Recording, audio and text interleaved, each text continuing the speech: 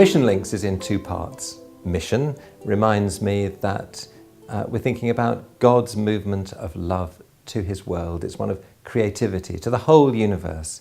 It's his mission. And Links, well, we're joining in, and that joining in is both local and in different parts of the world. In our Big Five, we have a diversity of projects. Work in Asia and Africa and Europe.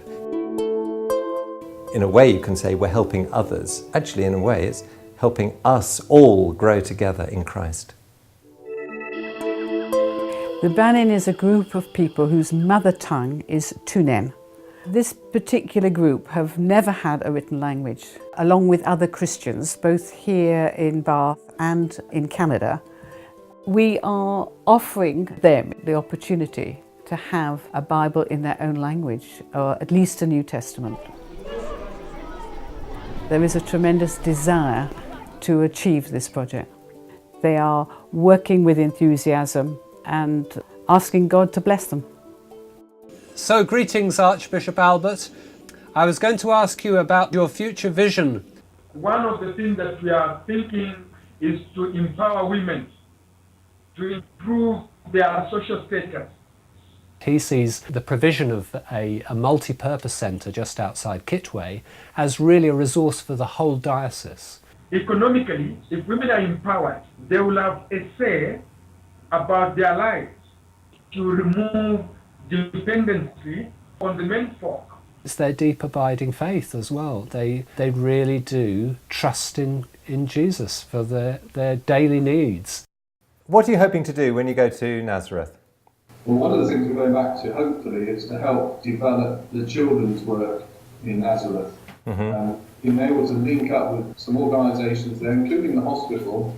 They are supporting a church which is in deep crisis. But one of the challenges is to continually give hope to the people that we're working with. We truly could be looking at the day when there is a Holy Land without any Christians in it. It's a Christian hospital. We've been helping primarily with the pastoral work in the hospital.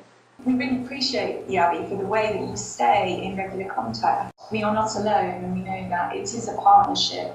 No, you're not alone at all. It's just a gradual diminishing of that community. I don't blame any one of them for going. What I think we need to do is to give them hope where they are. What happened to your husband? This project is training, motivating and providing modest startup capital so that women can start small businesses in their own homes so they can look after the children, which will provide them with a modest income. What difference will the project make to your life?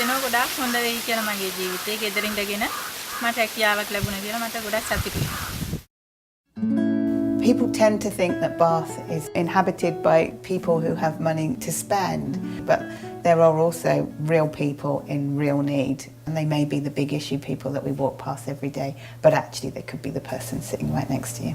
Most people, after being socially isolated for a long time, the main barrier to getting back into employment is confidence, low self-esteem, social anxiety. When they come to Clean Slate, they are welcomed on a one-to-one basis, no matter what background they're from.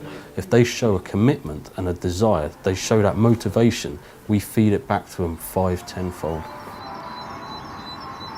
One of the great things about Christian giving is we truly believe that there's a God about in his world, and he can multiply gifts. That's the wonderful thing. Just in the same way that a small amount of money put a borehole in, I think it was £3,000, has borne a school.